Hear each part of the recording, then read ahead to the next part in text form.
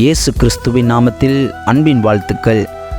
நம்முடைய எதிராளி ஆகிய பிசாசின் தந்திரங்களை நாம் அடையாளம் கண்டுகொண்டு ஆவிக்குரிய ஜீவியத்தில் நாம் விழிப்பாய் இருக்கும்படி மிஷனரிகள் தங்கள் ஊழிய அனுபவத்தில் எழுதிய ஆவிக்குரிய பொன்மொழிகளான சத்தியங்களை இந்த காணொளியில் நாம் காணலாம். தேவனுடைய பிள்ளைகளிடம் பாவம் இருக்கிறது என்பதால் அல்ல, அவர்களிடம் கிருபை இருக்கிறது என்பதாலேயே சாத்தான் அவர்களை சோதிக்கிறான். Thomas Watson. நீங்கள் எத்தனை ஆலயங்கள் கட்டுகிறீர்கள் என்பதை பற்றி பிசாசுக்கு கவலை இல்லை. அவற்றை வெதுவெதுப்பான பிரசங்கிமாராலும் மக்களாலும் நிரப்பிவிட்டால் பிசாசுக்கு போதும். Charles Spurgeon. தேவனுக்கு நம்மால் பயன் கூட கூட நம்மீது சத்துருவின் தாக்குதலும் கூடும். ஜாக் பூனன்.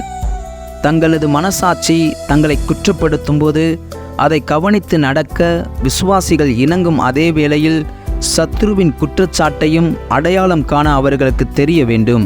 வாட்ச்மேன் நீ. நமது பாதையில் வைக்கோலை பிசாசு தூவி அதை ஒரு மலை என்று நம்மை நம்பச் செய்கிறான். ஆனால் பிசாசின் மலைகளெல்லாம் புகை மண்டலம்தான். அவற்றை நெருங்கி கடக்க வரும்போது அங்கு ஒன்றுமே இருக்காது.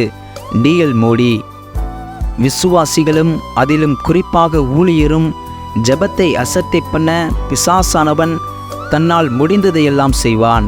பிரசங்கம் எவ்வளவு கவர்ச்சியாயிருந்தாலும், ஆராதனை எவ்வளவு அலங்காரமாயிருந்தாலும், வீடு சந்திப்பு ஊழியம் எவ்வளவு கிரமமாயிருந்தாலும், ஜெபம் அசட்டை பண்ணப்படுமானால் அவனது அரசுக்கு ஆபத்தில்லை. Andrew Murray.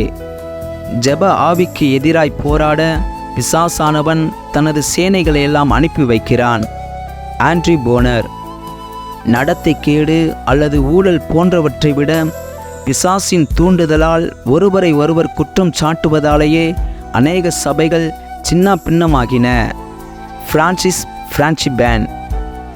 சிறிய துவாரங்கள் இருந்தாலே அவற்றின் வழியே கொடிய காற்றுகள் நுழைந்து விடுவது போல் கவனியாது விட்ட சில பகுதிகளின் வழியாகவே பிசாசு ஆக்கிரமித்து விடுவான். இவையெல்லாம் சிறிய காரியங்கள் தானே என்று நாம் நினைப்பதுதான் பெரிய சோதனைகளில் விழ வழிவகுக்கும். John Wesley.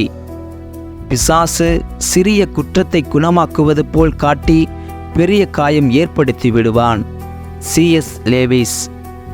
பிற கிறிஸ்தவர்களோடு உள்ள உறவை விசுவாசி ஒருவன் துண்டித்து கொள்ளும்போது பிசாசுக்கு புன்முறுவல் வருகிறது.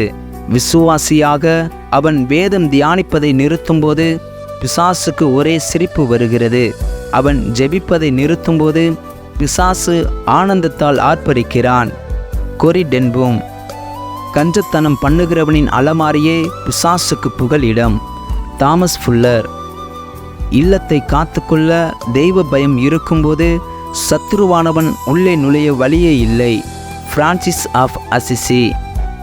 மனிதரை பாவத்திலேயே தூங்க வைப்பதுதான் பிசாசுக்கு கைவந்த கலை என்பது அநேகருக்கு தெரிவதில்லை. தூங்கும் பாவியை நாம் எழுப்பிவிட்டால் நமக்கு எதிராய் பிசாசு எவ்விதம் பல்லை கடிப்பான் தெரியுமா? Catherine booth. எனவே நீங்கள் பிசாசின் தந்திரங்களோடு எதிர்த்து நிற்க திராணி உள்ளவர்கள் ஆகும்படி தேவனுடைய சர்வாயுத வர்க்கத்தையும் தரித்து கொள்ளுங்கள். எபேசியர் 6:11 சொல்லப்பட்டிருக்கிறது. இந்த காணொளி நிச்சயம் உங்களுக்கு பிரயோஜனமாய் இருக்கும் என்று நம்புகிறோம். இந்த காணொளியை கேட்ட உங்களையும் உங்கள் குடும்பத்தையும் கர்த்தர் ஆசீர்வதிப்பாராக. ஆமென்.